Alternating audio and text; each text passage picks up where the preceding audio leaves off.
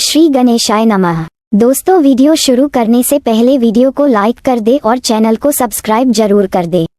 Story name is Ishqbaz Session 2 and this story is begin from chapter 270 and guys don't forget to share your reviews and put on your earphones before starting the video for better experience। तो चलिए शुरू करते हैं। हाँ नताशा, बहुत तुम जिंदगी हो मेरी, प्रॉमिस मी कि तुम मुझे खुद से दूर नहीं करोगी। आई नो तुम्हें बहुत परेशान करता हूँ पर क्या करूँ, खुद को कंट्रोल नहीं कर पा रहा। कहते हुए रॉकी ने अपना चेहरा नताशा के सीने में छुपा लिया और रॉकी की दीवानगी को देखकर नताशा ने उसे अपनी बाहों में भर लिया। अब उसके चेहरे पर एक प्यारी सी मुस्कान थी। आज से एक बार फिर यह महसूस हो रहा था जैसे उसने सचमुच अपने प्यार को पा लिया। अब उस कमरे में लगभग आधे घंटे तक दोनों की सिसकियां गूंज रही थी और इस बार रॉकी काफी सॉफ्ट था। इसके साथ ही नताशा भी उसका साथ दे रही थी। कुछ देर बाद कमरे का माहौल शांत हो गया। रॉकी नताशा को अपनी बाहों में लिए हुए अपने ऊपर सुला लेता है। अब दोनों के चेहरे पर थकान के साथ सेटिस्फैक्शन भरी मुस्कान थी। वहीं दूसरी तरफ दोपहर लगभग 12:30 बजे क्रिश और आशी एक दूसरे की बाहों में लिपटे अब तक सो रहे थे। फ्लो पर बिखरे हुए उनके कपड़े बेदर्दी ढंग से पड़े हुए रात की खूबसूरत पलों की गवाही दे रहे थे। तभी क्रिश की आंखें धीरे से खुली तो उसने महसूस किया कि आशी उसके सीने से लगे हुए उसके करीब ही हैं। क्रिश ने धीरे से अपनी नज़र झुकाकर अपने सीने से लगी हुई आशी की तरफ देखा, जो इस वक्त रात की थकान के कारण दुनिया की फिक्र से परे उसकी बाहों में सोई हुई थी। उसका छोटा और मासूम सा चेहरा जिस पर दुनिया भर की क्यूटनेस थी, वह इस वक्त किसी खरगोश के बच्चे की तरह उसके सीने में अपना चेहरा छुपाए अपने सर को उसके एक शोल्डर पर रखे दोनों हाथों से क्रिश को जकड़कर अपने एक पैर को क्रिश के ऊपर फेंक कर किसी बच्चे की तरह सोई हुई थी। आशी कोई इस तरह से सोया हुआ देखकर क्रिश की आंखों में एक अलग ही चमक थी। वह बस एक तक आशी मासूम चेहरे को देख रहा था। कुछ पल उसके मासूम चेहरे को निहारने के बाद कृष्ण ने अपना एक हाथ बढ़ाकर आशी के चेहरे पर बिखरे हुए बालों को उसके कानों के पीछे किया और उसके सर को बहुत ही प्यार से सहलाने शुरू कर दिया और क्रिश के सख्त हाथों को नींद में ही अपने सर पर प्यार से चलता हुआ महसूस कर आशी के चेहरे पर एक हल्की सी मुस्कान आ गई। उसने क्रिश को और भी जोर से जकड़ लिया और अपना चेहरा छोटा सा पाउट बनाकर गार्डन इधर उधर करना शुरू कर दिया। क्रिश को आशी की यह हरकत बहुत अच्छी लग रही थी। अब उसने धीरे से झुककर आशी के होठों पर किस किया और अपनी डीप वॉइस में कहा, वेक अप फायरफ्लाई। क्रिश की डीप वॉइस को सुनकर आशी अपनी अलसी आवाज में नींद में ही क्रिश के ऊपर लगभग और चढ़ते हुए बोली, उमम गुड मॉर्निंग साइको, प्लीज मुझे और थोड़ा सोने दो ना, मुझे बहुत नींद आ रही है। आशी की इस हरकत को देखकर और उसकी बातों को सुनकर क्रिश के चेहरे पर एक तिरछी मुस्कान आ गई, क्योंकि इस वक्त दोनों के बदन पर सिर्फ ब्लैंकेट के अलावा कुछ नहीं था। उसने ब्लैंकेट के अंदर से हाथ डालकर आशी के सीने को सहलाते हुए एक बार फिर अपनी मैग्नेटिक वॉइस में कहा, it's 12:30, it's good afternoon my love, और अगर तुम्हारी नींद अभी तक पूरी नहीं हुई तो क्या तुम्हें जगाने के लिए तुम्हें मेरी हेल्प की जरूरत है? बोलो, क्या तुम जानती हो इस वक्त तुम कितनी हॉट लग रही हो और तुम्हारी यह हरकत मुझे आउट ऑफ कंट्रोल कर रही है। इतना कहते हुए कृष ने आशी के सीने को जोर से प्रेस कर दिया। आह की आवाज के साथ आशी की आंखें झटके से खुली तो उसके सामने कृष का हैंडसम चेहरा था, जो कि अपनी नीली और इंटेंस नजरों से आशी को ही देख रहा था। कृष की आंखों में एक बार फिर खुद के लिए एक अलग ही एहसास देखकर आशी का चेहरा शर्म से लाल होने लगा और उसने कर कृष के हाथों को अपने सीने से हटाने की कोशिश करते हुए कहा, तुम गंदे साइको, तुमने रात को भी मुझे इतना तंग किया और अभी भी मुझे सोने नहीं देते, खडूस कहीं के। इतना कहकर उसने गुस्से से कृष के गालों को अपने दांतों के बीच दबाकर कसके काट लिया और कुछ ही सेकंड में कृष के गोरे चेहरे पर दांतों के निशान बन गए। कृष के चेहरे पर फिलहाल दर्द का कोई एक्सप्रेशन नहीं था, बल्कि उसको आशी की यह हरकत और भी ज्यादा अच्छी लग रही थी। आशी कृष को काटने के बाद अपनी छोटी सी नाक फुलाकर उसे अपनी काली आंखों से घूरने लगी कि तभी कृष अपने चेहरे पर तिरछी मुस्कान लिए बिना कुछ बोले एक झटके में आशी के होठों को अपने होठों में दबा लेता है और उसे काफी तेजी से किस करना शुरू कर देता है। उसका हाथ आशी के सीने पर अब तक उसे सहला रहा था। आशी को खुशी इस हरकत का बिल्कुल भी अंदाजा नहीं था। वह अचानक ही हैरान रह गई, इससे पहले कि वह कुछ रिएक्ट कर पाती। क्रिश अचानक ही उसके ऊपर आया और उसे काफी पैशनेट किस करने लगा। क्रिश उसके होठों को लगभग सक और लिक करते हुए स्मूच कर रहा था, जिसके कारण आशी की सिसकियां निकल रही थी। उसके हाथ आशी की बॉडी पर एक बार फिर फ्लो करने लगे थे, जिन्हें महसूस करते हुए आशी का तन बदन एक बार फिर सिहरने लगा था, क्योंकि क्रिश काफी सॉफ्ट और सेड्यूस तरीके से उसकी बॉडी के हर एक हिस्से को सहलाते हुए अपनी चाहत का एहसास कर रहा था, जिसे फील करना शायद आशी को भी अच्छा लग रहा था। उसके हाथ अपने आप क्रिश के गले में लिपट गए। आशी को अपना साथ देता हुआ देखकर क्रिश के चेहरे पर एक सुकून भरा एहसास था। अब उसने हंसी के होठों को छोड़कर धीरे धीरे उसके गले और कॉलर बंद करके करना शुरू कर दिया और नीचे की तरफ आने लगा। आशी भी उसके साथ में कुछ इस तरह खोई हुई थी कि आंखें बंद करके वह सिसकियां ले रही थी। क्रिश का उसके करीब रहना और उसे प्यार करना उसे अच्छा लग रहा कुछ भी आशी की चाहतों को अच्छे से महसूस कर सकता था। खुशी के पल में उसके होठ आशी के खुले सीने पर थे, जिन्हें वह तेजी से शक कर रहा था, और उसकी यह हरकत आशी रजिस्ट नहीं कर पा रही थी। उसके हाथों की पकड़ क्रिश के बालों पर कस गई, तेजी से उसके बालों को लगभग सहलाते हुए उसे अपने और करीब कर रही थी, और सिसकियां भरते हुए वह पूरी तरह मदहोश हो रही थी। क्रिश के पैशनेट हरकत से उसे हल्का दर्द भी हो रहा था, जिसे महसूस करते हुए उसने क्रिश से रिक्वेस्ट करते हुए कहा, आह प्लीज थोड़ा आराम से, दर्द हो रहा है।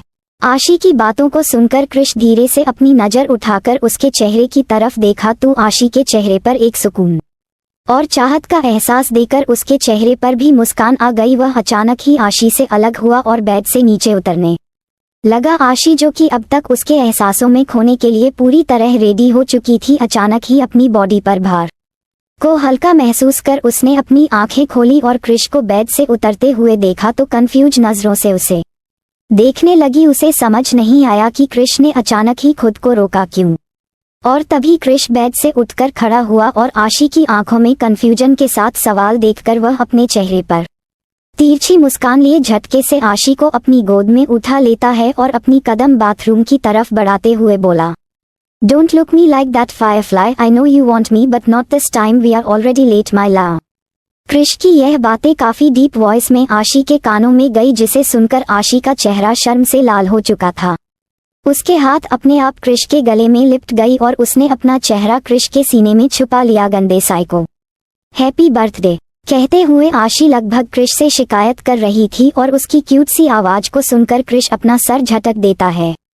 थोड़ी ही देर में दोनों बाथ टब में एक दूसरे की बाहों में थे। आशी क्रिश के सीने से लगे हुए उसके ऊपर अपनी आंखें बंद किए हुए लेती थी। क्रिश उसे अपने हाथों से बाथ दे रहा था और उसे किसी छोटे से बच्चे की तरह पैम्पर कर रहा था, जो आशी को हमेशा की तरह बहुत अच्छा एहसास दिला रहा था। थोड़ी सी देर में दोनों ने बाथ ले लिया था। क्रिश अपनी कमर में एक टॉवल लपेटे आशी को बाथरोब पहने हुए अपनी गोद में लेकर क्लोजेस्ट रूम की तरफ आया, जहां उसने आशी को सबसे पहले ड्रेसिंग टेबल के सामने बिठाकर उसके बालों को ड्राई किया, और आशी चुपचाप छोटे से बच्चे की तरह बैठे हुए उसकी केयर को एंजॉय कर रही थी। थोड़ी ही देर में क्रिश ने उसे अपने हाथों से रेडी किया। उसने आज आशी को एक लॉन्ग पेंट और टॉप के साथ हाई नेक स्वेटर और ओवरकोट पहनाया, क्योंकि फिलहाल कैलिफोर्निया का मौसम काफी ठंडा था। उसने ऐसी कोई की स्टाइलिश कैप और मफलर भी पहनाया, हाथों में ग्लव्स और पैरों में शॉक्स के साथ स्नीकर्स।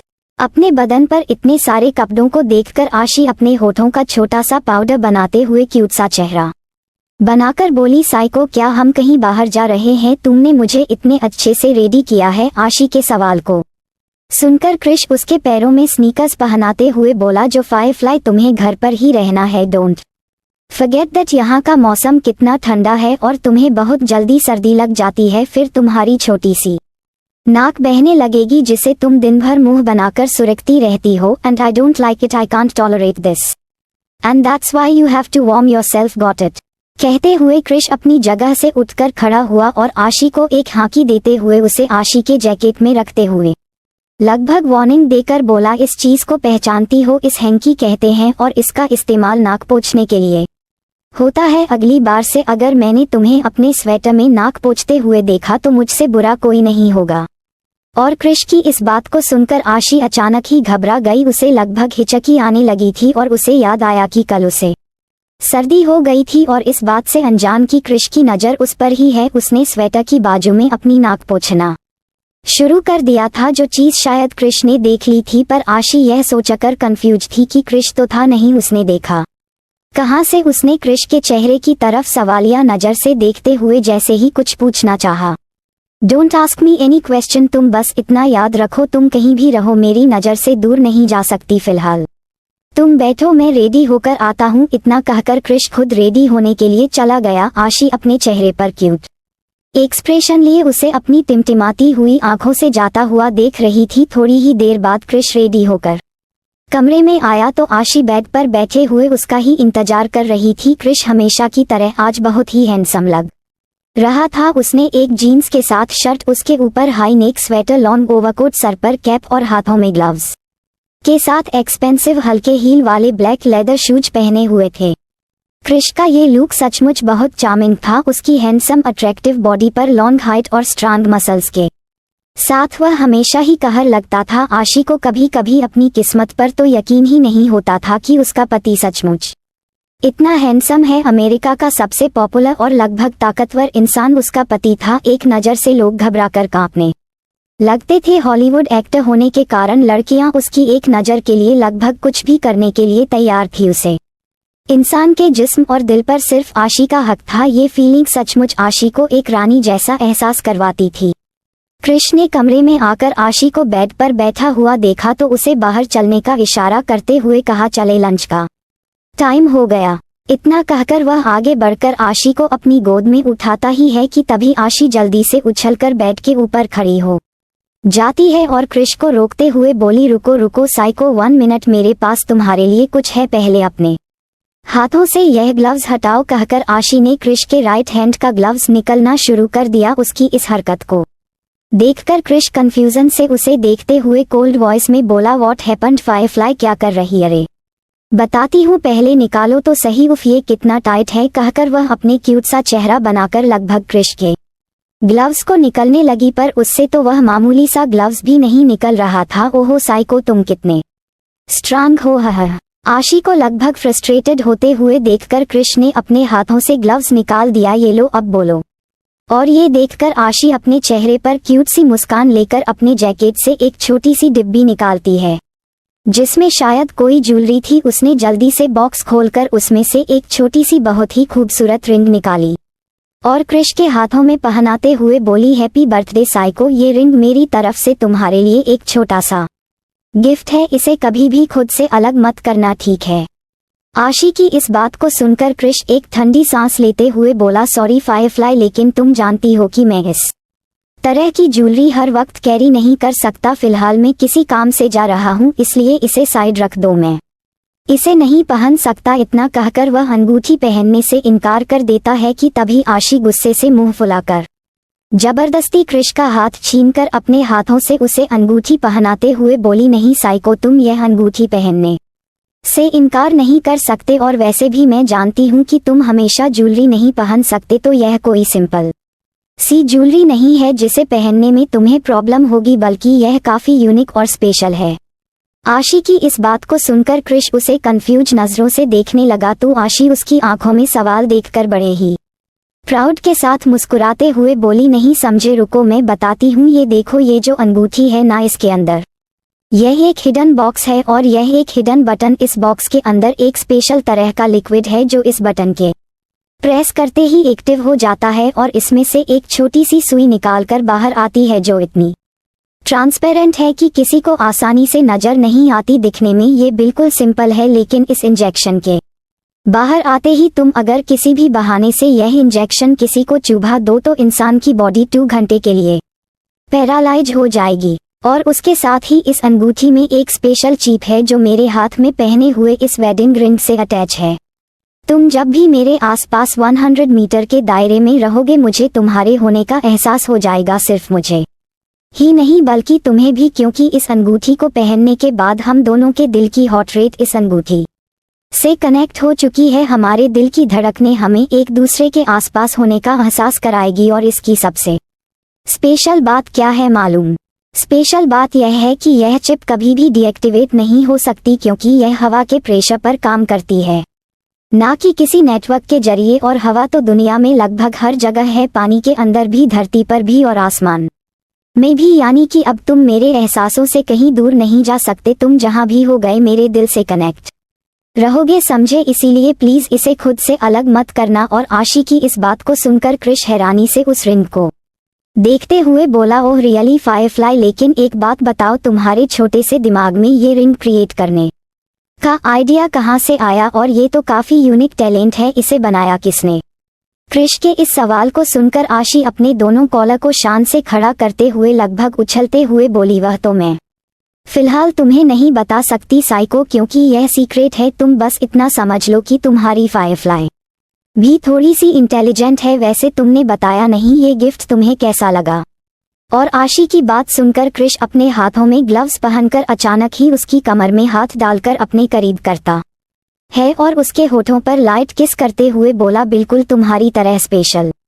अब चलो, लंच के लिए लेट हो रहा है। आशी भी जल्दी से उछलकर क्रिश के ऊपर किसी बंदर के बच्चे की तरह चिपक जाती है। उसके दोनों पैर क्रिश के कमर में लेते हुए थे और हाथ क्रिश के गले में। क्रिश यूं ही उसे गोद में उठाए हुए बाहर की तरफ अपने कदम बढ़ा देता है। वह दोनों कॉरिडोर से होते हुए जैसे ही सीढ़ी पर आए, तभी आशी की नजर नीचे हॉल में बैठे सभी लोगों की तरफ गई, जिन्हें देखकर आशी शर्माते हुए जल्दी से क्रिश की गोद से उतर गई और क्रिश के हाथों में अपना हाथ ले लिया। आशी की इस हरकत पर क्रिश उसे घूमने लगा, क्योंकि उसे ये बिल्कुल भी अच्छा नहीं लगता था कि आशी उसे हल्का सा भी दूर होने की कोशिश करेगी। तभी आशी अपने चेहरे पर क्यूट सी मुस्कान लेकर अपनी आंखें तितली की तरह फड़फड़ाते हुए बोली, सॉरी लेकिन मुझे सच में शर्म आती है। अच्छा अब जल्दी चलो, मुझे भूख लगी है। इतना कहकर वह क्रिश की बाहों को अपनी बाहों में लपेट लेती है ताकि उसका गुस्सा कम हो जाए। और अब क्रिश एक ठंडी सांस लेकर अपना सर झटक देता है। थोड़ी ही देर में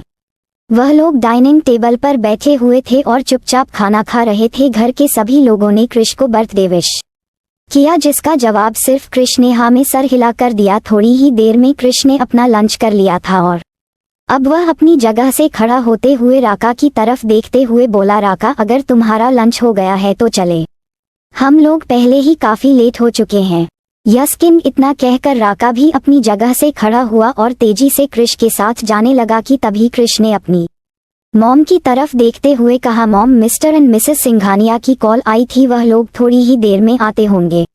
मुझे कहा था कि आपको इन्फॉर्म कर दूं। इतना कहकर क्रिश वहां से चला गया और निकिता और रुद्र के आने की बात सुनकर नताशा, आशी और घर के बाकी मेंबर काफी हैरान थे। मॉम और डैड आ रहे हैं, लेकिन अचानक कैसे? उन लोगों को तो कल रात की ही फ्लाइट से वापस नीदरलैंड जाना था, तो फिर अचानक यहाँ कैलिफोर्निया में? कहते हुए नताशा थोड़ी कंफ्यूज थी कि तभी आशी खुशी से उछलते हुए बोली, ये मासी और चाचू आ रहे हैं, फिर तो और भी अच्छा है। आज साइको का बर्थडे है, हम लोग पार्टी करने वाले हैं, तो वह लोग भी हमें ज्वाइन कर सकते हैं। अब तो बहुत मजा आएगा। और आशी की एक्साइटमेंट को देखकर निक ने अपनी कोल्ड वॉइस में बताया, काश ऐसा होता है, लेकिन ऐसा नहीं हो सकता क्योंकि ब्रो को बर्थडे मनाना बिल्कुल भी पसंद नहीं है और पार्टी तुम तो भूल ही जाओ। निक की बात सुनकर आशी हैरान थी। So don't forget to share your review and comment your best part of an story. और अगर आपने अभी तक हमारे चैनल को सब्सक्राइब नहीं किया तो कृपया इसे सब्सक्राइब करें और बेल आइकन पर क्लिक करें ताकि आप हमारी नई कहानी पहले पा सके। And if you like my story, so comments your feelings with heart emoji. तो मिलते हैं नेक्स्ट वीडियो, तब तक के लिए राधे राधे।